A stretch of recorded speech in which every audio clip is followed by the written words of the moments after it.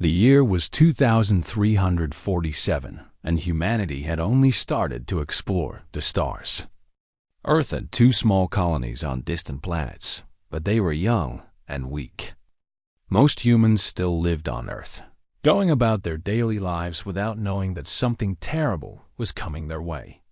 Admiral Ryan Cole stood on the bridge of Sentinel Prime, the largest orbital defense station circling Earth. He was a tall man with gray hair and tired eyes. He had served in the military for 30 years, but nothing had prepared him for what he saw on his screens that morning. 300 alien warships had appeared near Jupiter. They came out of hyperspace without any warning, and now they were heading straight for Earth. Commander Lara Bennett stood next to him. She was his tactical officer, a young woman with sharp eyes and steady hands. She read the sensor data aloud, her voice calm even though her heart was racing. The alien ships were massive. The largest ones were bigger than anything humans had ever built. They belonged to a species called the Kithari, and the Kithari had conquered 17 other species across the galaxy. They saw themselves as the masters of all living things, and they saw humans as nothing more than insects to be crushed. The leader of the alien fleet was High Warlord Zethkor. He sat on his throne aboard the flagship, a ship so large it could have held a small city inside it. His skin was dark purple and covered with scales. His eyes were yellow and cold. He had destroyed entire civilizations without feeling anything at all. To him, humans were just another weak species waiting to be conquered. Zethkor sent a message to Earth. His voice was deep and filled with contempt. He gave humanity 12 hours to surrender. If they refused, he would burn their planet to ash. He laughed as he ended the transmission because he had seen the human defense fleet on his sensors. It was pathetic. A handful of small frigates and destroyers floated near Mars, looking like toys compared to his mighty armada. This would be the easiest conquest of his career, but Zethkor did not know the truth. He did not know that humans were masters of deception. He did not know that the small fleet he saw was never meant to win any battle. It was meant to make him overconfident. It was meant to buy time. Deep within the asteroid belt between Mars and Jupiter, something was hidden. Thousands of asteroids floated in the darkness of space, but some of them were not what they seemed. Some of them had been hollowed out over the past 50 years. Inside one of the largest asteroids sat the USS Sovereign, the biggest warship humanity had ever built. It was a supercarrier nearly 4 kilometers long, carrying hundreds of fighter craft and enough weapons to fight a small war on its own. Admiral Catherine Price commanded the Sovereign. She was a woman in her 50s with short brown hair and a face that showed no fear. She had trained her whole life for this moment. When she received the coded message from Sentinel Prime, she gathered her senior officers in the command room and told them to prepare for battle. Commander Marcus Grant was her executive officer. He was a calm and steady man who had served with her for 15 years. He confirmed that all 300 fighter pilots were ready to launch at a moment's notice. Chief Engineer Samuel Torres reported that the ship's weapons were fully charged and operational. Lieutenant Commander Nicole Ward, who led the tactical team, displayed holographic maps showing how they would attack the enemy fleet. The Sovereign was not alone. Hidden nearby were 2 more carriers, the USS Liberty and the USS Defiance. Around them waited 40 heavy cruisers and destroyers, all of them armed with the most advanced weapons humanity had ever created. This was the true fleet of Earth. This was the sword that humanity had forged in secret while pretending to be weak. Admiral Price looked at her officers and spoke with a steady voice. She told them that the fate of 8 billion people rested on their shoulders. She told them that their families, their friends, and their children were counting on them. She told them that humanity had been waiting for this moment since the day they first looked up at the stars and wondered. If they were alone, they were not alone. The universe was filled with dangerous creatures who wanted to enslave them or destroy them. But humanity had not survived ice ages, plagues, and wars by being weak. They had survived by being clever. They had survived by being tough. And now they would show the galaxy what happened when someone threatened their home. On Earth, the governments of the world activated emergency plans that had been prepared decades ago. Deep underground bunkers opened their doors as millions of civilians made their way inside. The bunkers had been built in secret, hidden beneath mountains and deserts and oceans. The public had never known about them until now. The United Earth Council had always believed that first contact with aliens might be hostile, and they had prepared for the worst in the cities above. People looked up at the sky with fear in their hearts. They knew the aliens were coming. They knew their small visible fleet could not stop them. But they did not know about the hidden carriers. They did not know about Admiral Price and her warriors waiting in the darkness. They could only hope and pray that someone would save them. Warlord Zethkor watched his fleet advance toward Earth. His subordinate, Fleet Commander Vexara, stood beside him and studied the tactical displays. She noticed something strange. The human ships were not running away. Every other species they had conquered had tried to flee when they saw the Kethari armada. But these humans were holding their positions near Mars as if they intended to fight. Vexar mentioned this to Zethkor, but the warlord dismissed her concerns with a wave of his clawed hand. He told her that humans were simply too stupid to know when they were beaten. He had seen many primitive species make foolish last stands before accepting their fate. These humans would be no different. In a few hours, their planet would belong to the Kethari Empire. But deep in the asteroid belt, Admiral Price was watching the enemy fleet on her screens. She saw them moving closer and closer to Earth. She saw their confidence and their arrogance. And she smiled because she knew something that Zethkar did not know. The trap was almost ready to spring. She turned to Commander Grant and gave him a simple order. "Tell the crew to get some rest," she said. Tomorrow they would fight the battle of their lives.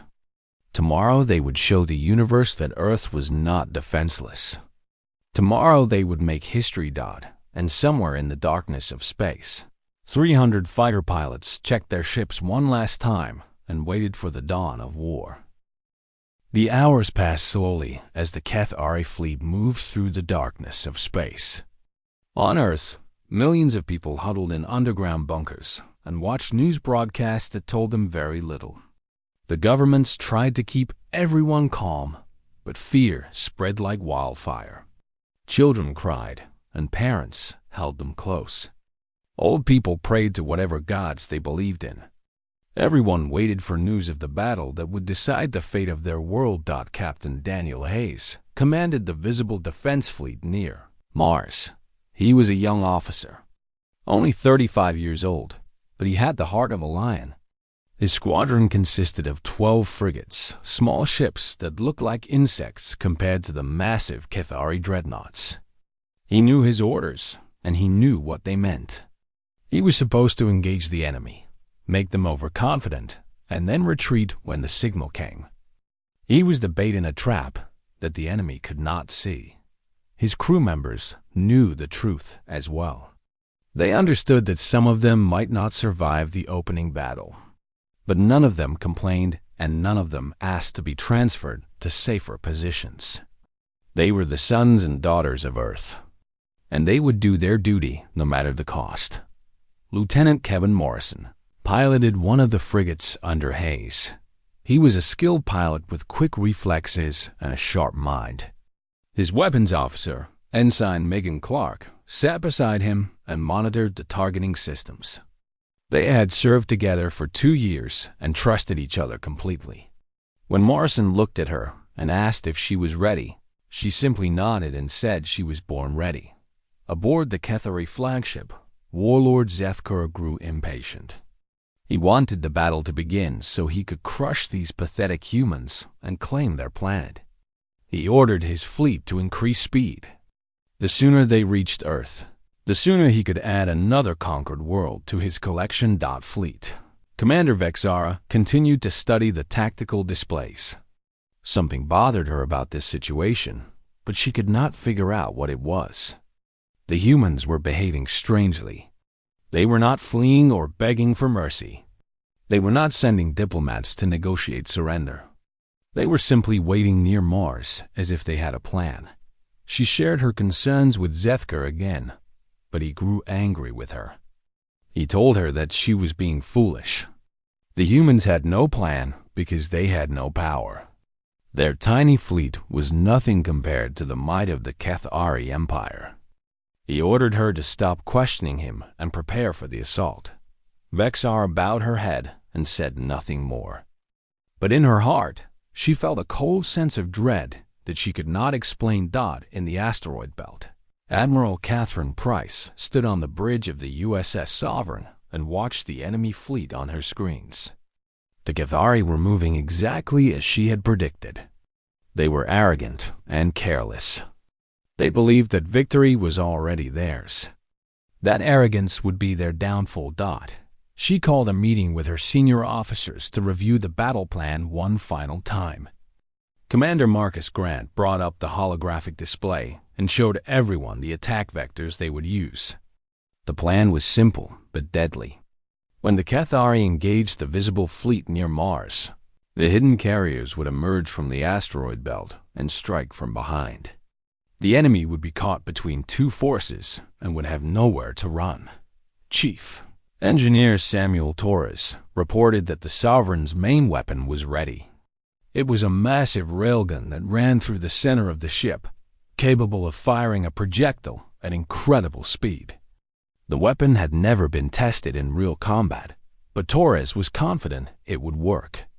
He had spent 10 years designing and building it, and he had checked every system 100 times. Lieutenant Commander Nicole Ward displayed the positions of the hidden cruisers and destroyers. They were scattered throughout the asteroid field, waiting for the signal to attack. When the carriers emerged, they would follow and add their firepower to the assault. The Cathari would face an enemy force far larger than anything they expected. Admiral Price thanked her officers and dismissed them to their stations. She remained on the bridge alone, looking out at the stars through the main viewport. She thought about her daughter back on Earth, a young woman who worked as a teacher in a small town. She thought about all the children who would never grow up if the Cathari won this battle.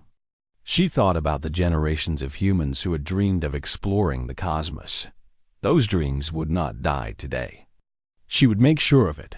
On Mars, Captain Hayes received a coded message from Admiral Price. It contained his final orders. He was to engage the enemy vanguard and fight for exactly 45 minutes. After that, he would receive a signal to retreat. His job was to make the Cathari think they were winning. His job was to draw them deeper into the trap. Hayes gathered his captains on a video call and explained the plan. He saw fear in some of their eyes, but he also saw determination. These were brave men and women who had chosen to serve humanity. They knew the risks when they signed up for this mission. They would not back down now. Lieutenant Morrison asked a simple question.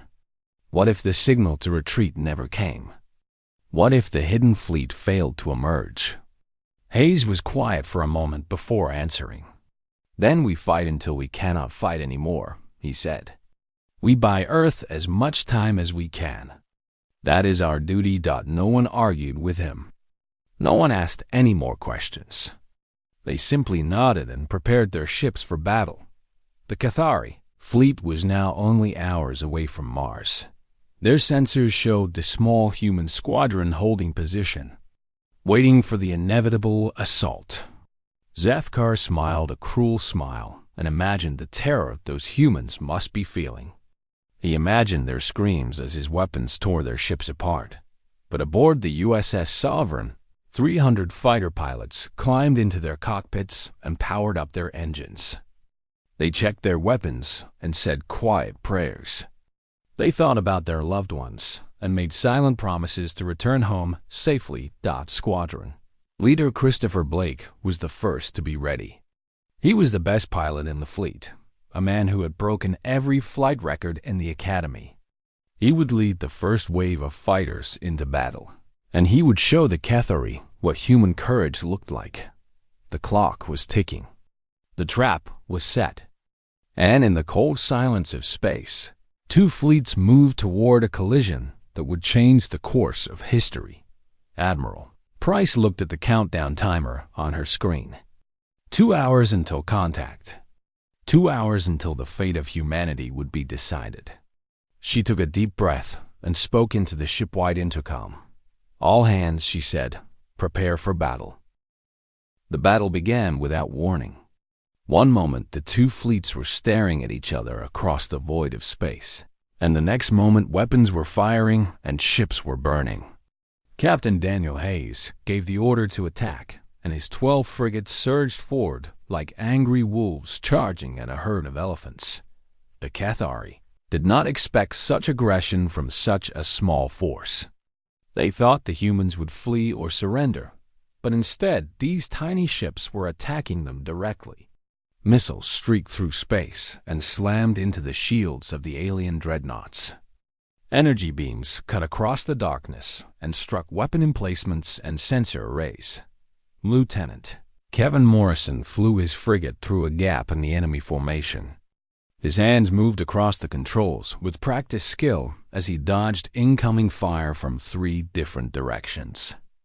Beside him, Ensign Megan Clark worked the weapon systems and scored direct hits on 2 enemy cruisers. Their shields flickered and died, leaving them vulnerable to follow-up attacks from the other frigates. Warlord Zethker watched the battle from his throne with growing irritation. These humans were causing far more damage than he had anticipated. 2 of his cruisers had already suffered critical failures, and several of his destroyers were reporting heavy damage. He barked orders at his subordinates, demanding they crush the human resistance immediately. The Cathari fleet responded with overwhelming firepower. Hundreds of weapons turned toward the small human squadron and unleashed a storm of destruction. Captain Hayes saw the incoming barrage on his sensors and ordered evasive maneuvers. His frigates scattered in different directions, each one twisting and spinning to avoid the deadly beams of energy. But they could not dodge everything. The frigate commanded by Lieutenant Amy Walsh took a direct hit to her engine section. The ship tumbled through space, trailing fire and debris. Walsh ordered her crew to the escape pods while she stayed at the helm, trying to keep the ship stable long enough for everyone to get out. She was the first human casualty of the battle, but she would not be the last. Captain Hayes felt anger burn in his chest when he saw Walsh's ship destroyed, but he forced himself to stay focused. He could not afford to let emotions cloud his judgment. He had a mission to complete, and millions of lives depended on him doing it right. The battle raged for 30 minutes. The human frigates darted between the massive alien ships like hornets attacking bears. They struck at weak points and then retreated before the enemy could lock onto them. The Cathari grew more and more frustrated. They had never faced an enemy so nimble and so aggressive. And then the signal came. Admiral Catherine Price watched the battle unfold on her screens aboard the USS Sovereign. She saw the courage of Captain Hayes and his squadron. She saw them fighting against impossible odds and refusing to give up. Pride swelled in her heart, but she knew she could not wait any longer. The frigates had done their job. Now it was time for the main fleet to enter the fight. She turned to Commander Marcus Grant and gave the order. "Launch all fighters," she said. "Take us out of the asteroid field." The Sovereign's engines roared to life. The massive carrier emerged from behind a giant asteroid, its hull gleaming under the distant light of the sun. At the same moment, 300 Talon-class fighters poured from its launch bays like a swarm of angry insects. They formed into attack wings and shrieked toward the enemy fleet at incredible speed. The Cathari Sensors detected the new contacts, and the bridge of Zethkar's flagship erupted into chaos. The tactical officers could not believe what they were seeing. A human warship larger than their own flagship had appeared out of nowhere. And it was not alone. The USS Liberty emerged next, followed by the USS Defiance. The three carriers formed a triangle around the Cathari fleet, trapping them in a crossfire. Behind the carriers came the hidden battle group of cruisers and destroyers, 40 warships that had been waiting in silence for this exact moment. Warlord Zethkar stared at his screens with wide yellow eyes. This was impossible. The humans were supposed to be weak. They were supposed to be primitives with no real military power. Where had these ships come from? How had they hidden them for so long? Fleet Commander Vexara felt no satisfaction in being right about her suspicions. She only felt terror as she watched the human fleet surround them. She urged Zethkar to order a retreat, but the warlord was frozen in shock. He could not process what was happening. Squadron leader Christopher Blake led the first wave of fighters into the heart of the enemy formation. His voice was calm and steady as he gave orders to his pilots. They had trained for years for this moment, and they knew exactly what to do. They targeted the enemy fighter craft first, clearing the skies so the carriers could bring their heavy weapons to bear. The Cathari pilots were skilled, but they had never faced opponents like these. The human fighters were faster and more maneuverable than anything they had encountered before. Blake shot down 4 enemy fighters in the first 2 minutes of combat. His wingman, Lieutenant Anthony Rivera, destroyed 3 more before taking damage to his starboard engine. On the bridge of the Sovereign, Admiral Price watched the battle unfold with fierce satisfaction. The enemy was confused and disorganized. Their formation was breaking apart as individual ships tried to respond to attacks coming from multiple directions. This was exactly what she had planned. She ordered the plasma lance batteries to fire. Concentrated beams of superheated plasma shot across the void and struck the Cathari dreadnoughts. Shields that had never been breached before collapsed under the assault.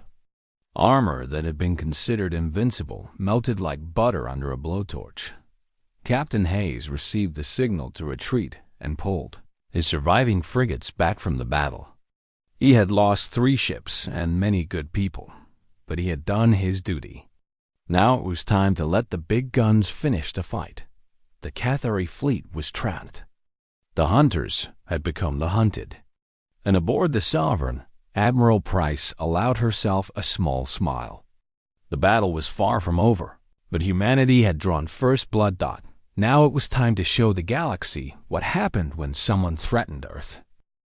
The space between Mars and Earth became a graveyard of burning ships.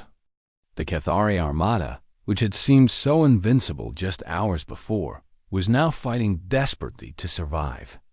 Explosions lit up the darkness like fireworks as human weapons found their targets again and again. Admiral Catherine Price stood at the center of the Sovereign's bridge and directed the battle like a conductor leading an orchestra. Her voice was calm and clear as she gave orders to her fleet. She told the Liberty to focus fire on the enemy's left flank. She told the Defiance to target the troop carriers before they could escape. She told the cruisers and destroyers to hunt down any ship that tried to run. The plasma lance batteries of the 3 carriers fired without pause. Each shot carved through enemy ships like a hot knife through soft bread. Cathari dreadnoughts that had conquered entire worlds died in seconds. Their crews had no time to abandon ship. They simply ceased to exist. Warlord Zethkar finally recovered from his shock and began barking orders. He demanded that his fleet regroup around the flagship and concentrate their fire on the largest human carrier. If they could destroy the Sovereign, he believed, the other humans might lose their courage and retreat. But the human fleet was not cooperating with his plans. Every time the Cathari tried to form a defensive formation, the human fighters would swarm in and break them apart. Squadron leader Christopher Blake led his pilots through the enemy ranks like a blade cutting through cloth. He lost track of how many kills he scored. It did not matter. All that mattered was protecting his carrier and defeating the enemy. Lieutenant Rebecca Stone commanded the destroyer USS Tempest. Her ship was small compared to the carriers, but it was fast and deadly. She spotted a Keth Ari troop carrier trying to slip away from the battle and head toward Earth. It was carrying thousands of enemy soldiers who had expected to land on Earth and enslave the human population. Stone ordered her helmsman to intercept. The Tempest accelerated to maximum speed and closed the distance in minutes. Before the troop carrier could escape, Stone's weapons officer disabled its engines with a series of precise shots. The massive ship drifted helplessly in space, its cargo of soldiers trapped inside. Stone hailed the enemy ship and told them to surrender. The Kethari commander refused at first, but when Stone threatened to destroy the ship entirely, he changed his mind. Thousands of enemy warriors who had dreamed of conquest found themselves prisoners of war instead. In the fighter wings, the battle was equally fierce. Ensign Anthony Rivera had managed to return to the Sovereign despite the damage to his fighter.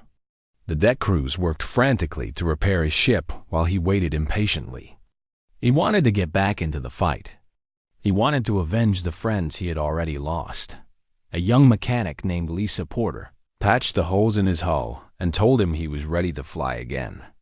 Rivera thanked her with a quick nod and launched back into the battle. Within minutes, he was shooting down enemy fighters and clearing the way for the bombers to make their attack runs. Commander Laura Bennett served as the tactical coordinator aboard Sentinel Prime. From her position in Earth orbit, she had a clear view of the entire battlefield.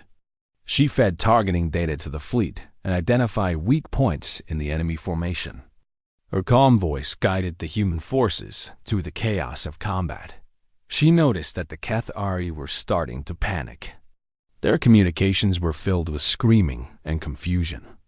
Officers were arguing with each other about what to do. Some ships were trying to flee while others were fighting to the death. The great Kethari armada was falling apart. Aboard the flagship, Warlord Zethkar watched his empire crumble around him. 100 of his ships were already destroyed. Then 150. Then 200. The humans showed no mercy. They hunted down every vessel and gave no quarter.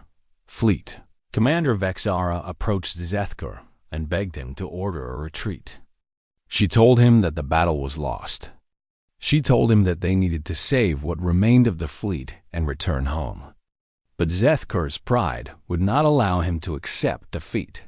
He struck Vexara across the face and knocked her to the deck. He screamed that he would rather die than surrender to these pathetic humans. He ordered his flagship to break through the enemy lines and engage the Sovereign directly. If he was going to fall, he would take the human commander with him. The Kethari flagship was the largest and most powerful vessel in the enemy fleet. It accelerated toward the Sovereign with all weapons firing. Beams of energy and missiles streaked toward the human carrier. Admiral Price saw the enemy flagship coming and smiled. She had been hoping for this. She turned to Commander Grant and told him to hold their position. They would face the enemy head-on. Chief Engineer Samuel Torres redirected power to the forward shields. The Sovereign shuddered as enemy weapons hammered against its defenses. Warning lights flashed across the bridge. Damage reports came in from multiple sections of the ship. But the shields held. The two flagships closed the distance between them. Each one was the pride of their civilization. Each one was commanded by an officer who refused to back down. The fate of the battle would be decided by their clash. Admiral Price watched the enemy ship grow larger on her screen. She could see the scars on its hull from the damage it had taken. She could see the weapons ports glowing as they prepared to fire again, and she could see the fear in Zethkar's heart, even though she could not see his face. She turned to Lieutenant Commander Nicole Ward and gave a simple order. "Charge the main weapon," she said. "We end this now." Somewhere deep in the ship, the great railgun began to hum with power. The moment of truth had arrived. The USS Sovereign and the HFY flagship faced each other across the battlefield, like two ancient warriors preparing for their final duel. All around them, the wreckage of destroyed ships tumbled through space. The survivors of both fleets stopped fighting to watch the confrontation between their commanders. Everyone knew that the outcome of this clash would decide everything. Admiral Catherine Price stood at the center of her bridge with her hands clasped behind her back. She showed no fear, even as enemy weapons continued to pound against her ship's shields. She had trained her entire life for this moment. She had dreamed of it and feared it in equal measure. Now that it was here, she felt only a strange sense of calm. Commander Marcus Grant worked the defensive systems with steady hands. He redirected power from damaged sections to strengthen the forward shields. Every few seconds, another alarm would sound and another damage report would appear on his screen. But he ignored the noise and focused on his task. The shields were holding. That was all that mattered. Chief Engineer Samuel Torres stood in the engine room, surrounded by sparking cables and flickering lights. His crew ran from station to station, fighting to keep the ship operational. A coolant line burst and sprayed hot vapor across the room. Torres shouted for someone to seal it while he monitored the main reactor. They were pushing the engines harder than they had ever been pushed before, but they could not slow down now. The great railgun at the center of the ship began to charge. Energy flowed through conduits that ran the entire length of the vessel. The weapon had never been fired in combat before. No one knew for certain what would happen when it was unleashed. But Torres believed in his work. He had built this weapon to kill enemy capital ships, and that was exactly what it would do. On the bridge, Lieutenant Commander Nicole Ward tracked the targeting data. The enemy flagship was closing the distance rapidly. It would be in optimal firing range in 30 seconds. She reported this to Admiral Price and received a simple nod in response. Warlord Zethker watched the human carrier through the viewport of his bridge. He could see the glow of energy building along its hull. He did not know what kind of weapon the humans were preparing, but he felt a cold sense of dread creeping into his heart. For the first time in his long life, he wondered if he had made a terrible mistake. Fleet Commander Vexara lay on the deck where she had fallen after Zethkor struck her. Blood ran down her face from a cut above her eye. She watched her warlord standing at the viewport, and she saw something she had never seen before. She saw fear in his posture. She saw doubt in the way he held himself. The great conqueror was finally facing an enemy he could not defeat. She did not try to get up. She simply closed her eyes and waited for the end.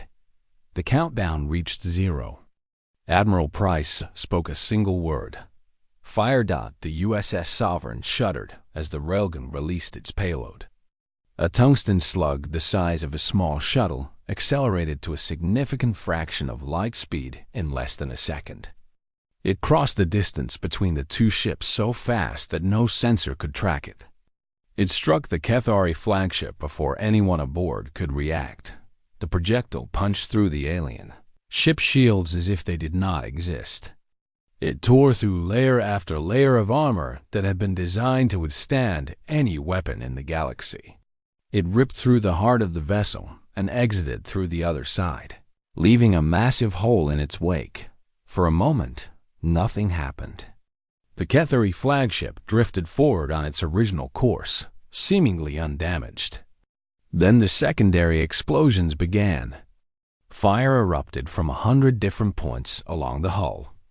The ship's reactor lost containment and released a surge of energy that ripped the vessel apart from the inside. Warlord Zethker had 1 second to understand what was happening before his ship exploded. He did not scream. He did not beg. He simply ceased to exist. along with the 10,000 warriors who served aboard his flagship. The flash of the explosion lit up the entire battlefield. Human and Kithari alike shielded their eyes from the brilliant light.